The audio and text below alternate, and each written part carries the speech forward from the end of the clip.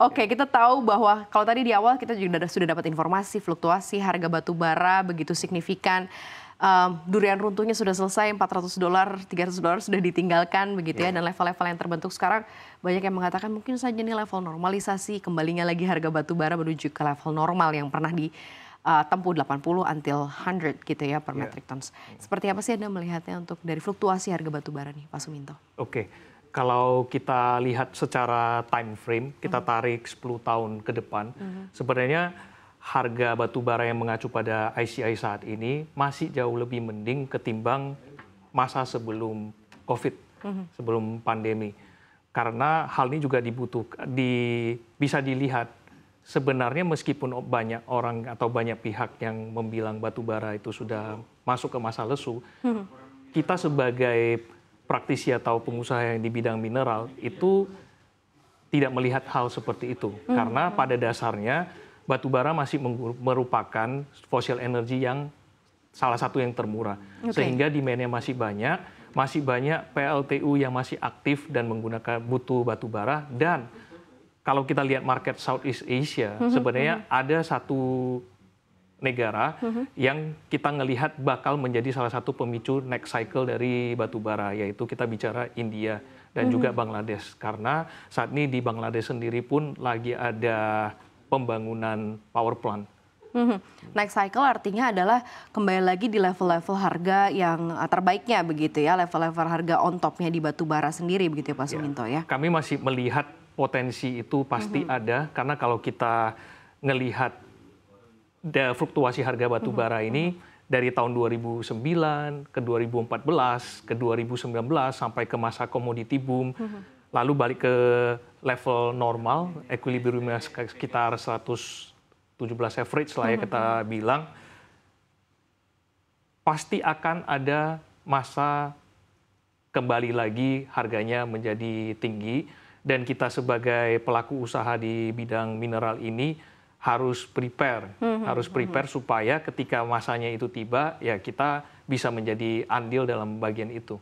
Preparation apa aja sih Pak yang diambil kalau dari sisi perusahaan? Kita tahu kan bahwa ada fluktuasi harga batu bara, pasti ada perbedaan mungkin dari operational cost gitu ya, how to maintain supaya lebih stabil, dan itu pasti kan akan berakhir pada laporan keuangan ya, kinerja finansial secara keseluruhannya. Ini seperti apa sih khususnya kalau di pengapalan di CBRE ini Pak Suminto? Jadi kalau dari sisi company kita sendiri, CBRE, persiapannya ini kan bisnis ship owner ini adalah asset based business. Jadi ada kapal baru bisa create revenue. Jadi bukan cuma masalah sekedar branding. Nah, kebetulan shipping business ini very capital intensive, dan nggak semua perbankan atau nggak akses capitalnya itu tidak semudah dengan industri lain. Jadi yang harus kita lakukan itu yang pertama itu adalah strategi, berarti secara fundamental company itu harus mereflect ke good corporate governance dari manajemennya sendiri, sehingga bisa mendapat kepercayaan dari sisi access of capital. Yang kedua, seluruh pendapatan kita harus bisa mengalokasikan untuk, kalau bahasanya nabung lah, atau untuk capex buat penambahan armada. Sehingga ketika masa-masa itu tiba, kita sebagai company itu sudah siap serve the market. Karena ketika masa itu tiba, kalau kita nggak ada asetnya, nggak ada kapalnya, kita juga cannot do anything. Begitu. Jadi karena sekarang sudah preparation di waktu-waktu seperti ini, jadi level fluktuasinya masih tidak terlalu mengganggu kinerja secara keseluruhan berarti untuk di CBRE ya Pak Suminto, Kalau fluktuasi, kita bicara fluktuasi harga, secara direct tidak langsung berdampak. Namun kalau kita bicara domestik atau kondisi industri mineral sendiri ini di domestic market, atau kita bicara di Indonesia, mungkin challenge-nya di tahun ini saya rasa para pemilik IUP juga merasakan hal yang sama, yaitu RKAB.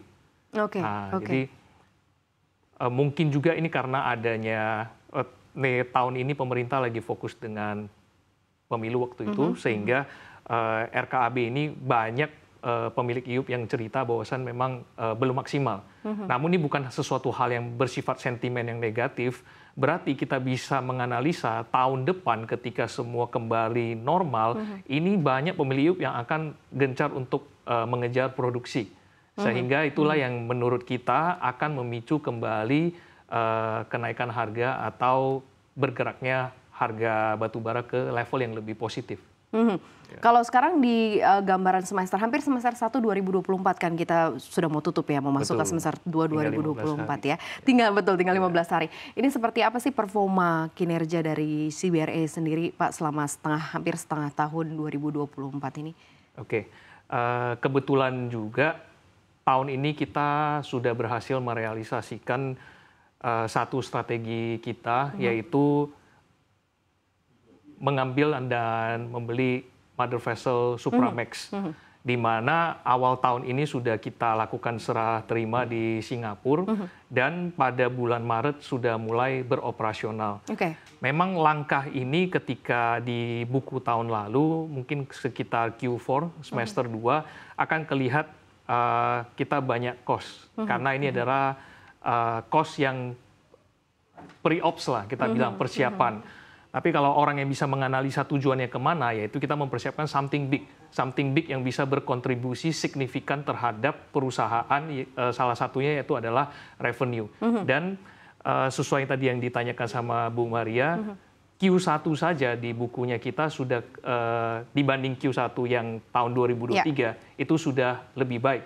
Jadi secara proyeksi kita very confident sampai ke semester 2 bahwasan CBRE bisa mencetak revenue jauh lebih baik dibanding tahun lalu dan tahun sebelumnya. Jadi setiap tahun year on year kita memastikan growth company kita ke-reflect di laporan keuangan. Berapa targetnya Pak dari sisi proyeksi ya? Baik. Kalau di-compare kan berarti semester 1 di tahun 2023 is better than 2024 ya semester satunya ya. Nah seperti apa sebenarnya proyeksinya dari CBRE sendiri di growth perusahaan di tahun 2024 ini? Baik, kita memproyeksikan dari 2023 ke 2024 itu bisa naik sampai 100%. Oke. Ya, 100%. karena capex yang kita alokasikan juga tidak kecil, dan kita sebagai perusahaan yang tidak begitu besar bisa melakukan strategi ini juga suatu pencapaian bagi korporasi. Mungkin pada awalnya banyak yang juga mempertanyakan, tapi karena sudah beroperasional harusnya let the numbers speak.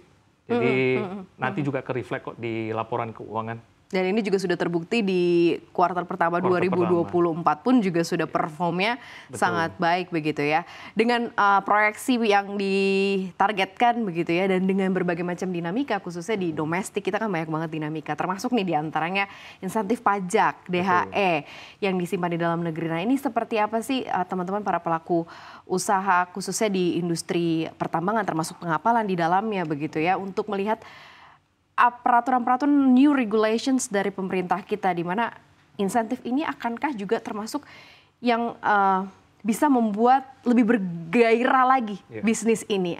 Seperti apa Pak Suminto melihatnya? Pandangan kita secara makro ya, tentunya semua regulasi yang sudah dikeluarkan oleh pemerintah pasti sudah dikaji. Sehingga kita pelaku industri harus mendukung, karena kajian ini kan tidak asal-asalan, sehingga ada tujuannya. Yang kedua mengenai masalah insentif pajak, dan termasuk tadi ada dana hasil ekspor yang harus disimpan di dalam negeri. Hal ini tentunya akan membuat peredaran uang atau liquidity di negara ini harusnya jauh lebih baik, sehingga akan meningkatkan kegiatan ekonomi khususnya di bidang pertambangan jauh lebih baik. Yang pertama, yang kedua tadi. Lalu yang ketiga tentunya bagi pelaku usaha ini, dengan adanya insentif-insentif ini pasti terinisiatif untuk melakukan reinvestment. Nah, jadi ibaratnya itu satu kebijakan ini akan men-trigger banyak pergerakan kegiatan ekonomi yang berputar-putar, yang kita berharap akan meningkatkan taraf ekonomi kehidupan bermasyarakat.